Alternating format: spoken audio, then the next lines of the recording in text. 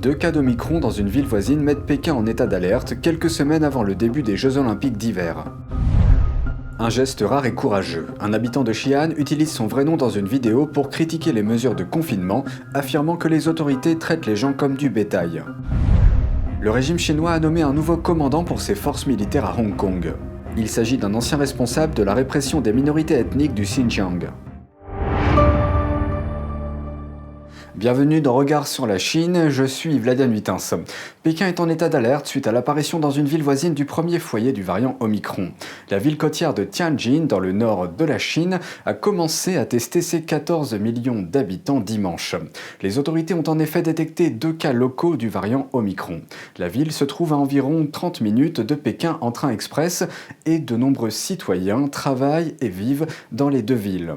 Cette épidémie menace de perturber les prochains Jeux Olympiques d'hiver qui se dérouleront à Pékin le mois prochain. Selon le média officiel chinois Xinhua, il a été demandé aux voyageurs se rendant de Pékin à Tianjin de rester à l'écart. Les autorités de la ville ont déclaré lundi que l'objectif était de terminer les tests de masse à Tianjin dans les 2 jours.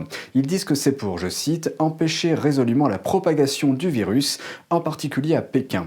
La ville est sous confinement partiel. Les bus et les trains de Tianjin à Pékin ont été suspendus et la ville a fermé certains métros et annulé certains vols intérieurs. Malgré les promesses de fournitures adéquates faites par les autorités locales, l'épidémie a provoqué une vague d'achats de panique. Les rayons de nombreux supermarchés et épiceries sont désormais vides. Les autorités n'ont pas annoncé la fin du confinement. Mais si l'on se réfère aux précédentes actions du Parti communiste chinois, il est probable que le confinement durera jusqu'à la fin du mois de février, lorsque les Jeux Olympiques d'hiver de Pékin seront terminés.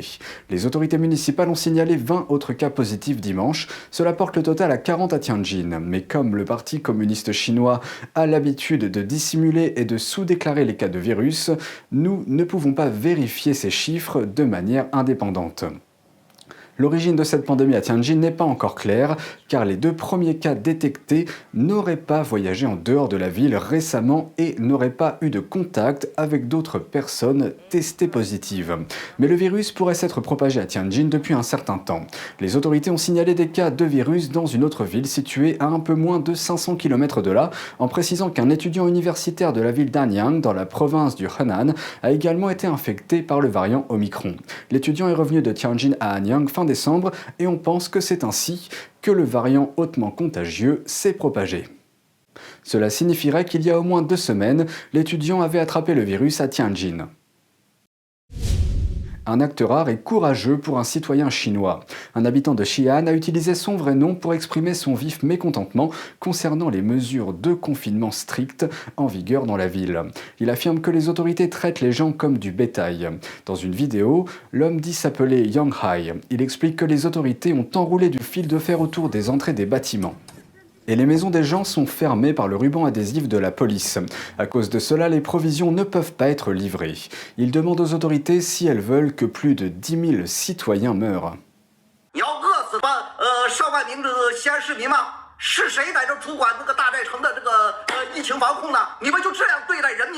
Yang montre des SMS d'autres habitants disant que la nourriture n'est pas distribuée de façon systématique.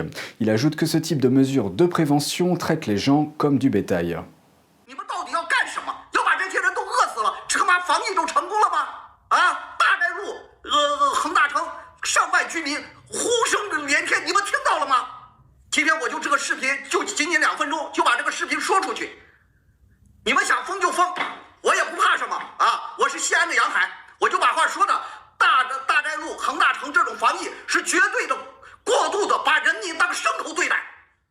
L'homme explique que les réserves de nourriture de nombreux résidents sont presque entièrement épuisées. La Chine tient fermement à sa politique dite du zéro Covid, qui vise à éradiquer complètement le virus sur son territoire. Mais cette politique a conduit à des confinements stricts dans tout le pays. Et comme les travailleurs restent à la maison, les problèmes de chaîne d'approvisionnement s'aggravent. Nous allons examiner la situation dans certaines villes chinoises. Après près de 3 semaines d'ordre de fermeture stricte, les autorités de la ville de Xi'an ont annoncé la semaine dernière que les restrictions seraient progressivement levées, à condition que certaines conditions soient remplies. Mais jusqu'à présent, les restrictions sont toujours en place. Lundi, les autorités ont exhorté le public à, je cite, « continuer à tenir la ligne ». Mais au même moment, un avis affirmant le contraire a commencé à circuler en ligne. Il affirmait que les zones fermées étaient déjà rouvertes. La police de Xi'an l'a rapidement qualifié de fake news. Malgré ces informations contradictoires, Xi'an est toujours entièrement fermée, et cette fermeture a porté un coup dur à l'économie chinoise. La métropole abrite une population de plus de 10 millions d'habitants. Elle est également connue comme un centre de fabrication de processeurs informatiques et de micropuces utilisés dans les téléphones intelligents, les pièces automobiles et d'autres appareils électroniques. Samsung, pour sa part, affirme que ses usines de la ville de Xi'an ont été confrontées à d'importants blocages. L'un des produits concernés est le NAND, une sorte de puce de mémoire flash. L'entreprise électronique produit plus de 40% de ces puces NAND à Xi'an, ce qui représente environ 15% de l'offre mondiale totale. Selon un expert de l'agence de notation américaine Fitch Ratings, si le confinement de Xi'an se poursuit, il aura un impact négatif sur l'offre mondiale de puces de mémoire flash NAND et renforcera l'incertitude entourant la production technologique. Mais outre la fabrication, l'accès à l'expédition ressent également les effets du confinement. Dans le cadre du confinement en Chine, les autorités ont partiellement coupé l'accès à une ville côtière appelée Ningbo. Voisine de Shanghai, cette ville possède certains des ports les plus actifs au monde, mais les fermetures à proximité pourraient provoquer une hausse des coûts d'expédition déjà élevés. Les économistes de la société japonaise de services financiers Nomura affirment que les confinements de la Chine provoquent déjà des perturbations. Le Parti communiste chinois semble franchir une nouvelle étape, celle du découplage avec la communauté internationale, du moins en ce qui concerne la langue. À Pékin, des ouvriers modifient progressivement les panneaux de signalisation du métro local. La ville retire les noms anglais pour les remplacer par du chinois romanisé ou pinyin. Le pinyin est l'orthographe phonétique des mots chinois à l'aide de l'alphabet latin. Voici un exemple à l'intérieur d'une station de métro. Le panneau indique Pinhai Guo Jijichang, ce qui se traduit par Aéroport international de Pinhai. Et ce n'est pas le seul cas. Un autre panneau de transit indique Weigongtun Jan, ce qui signifie station de Weigongtun. Les changements ont commencé le mois dernier, quelques semaines avant les Jeux olympiques d'hiver de Pékin. Les autorités de Pékin ont déclaré que ces changements visaient à unifier les traductions de la signalisation conformément à la réglementation. Mais certains ne sont pas convaincus. L'un des principaux médias d'État chinois semble même s'opposer à cette mesure qu'il qualifie de peu pratique. Il affirme que les locuteurs chinois n'ont pas besoin de cette adaptation et que les étrangers en visite ne pourront pas comprendre.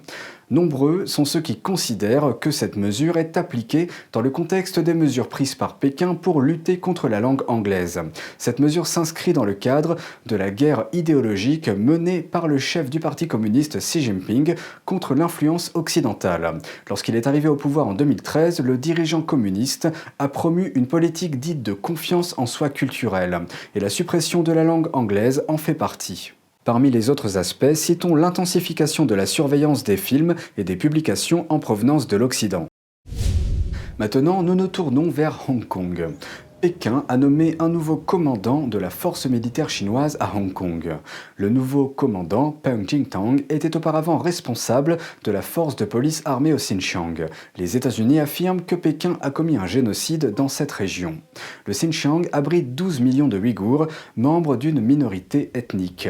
Washington affirme que Pékin a réprimé la population par le travail forcé, la détention massive et la stérilisation forcée.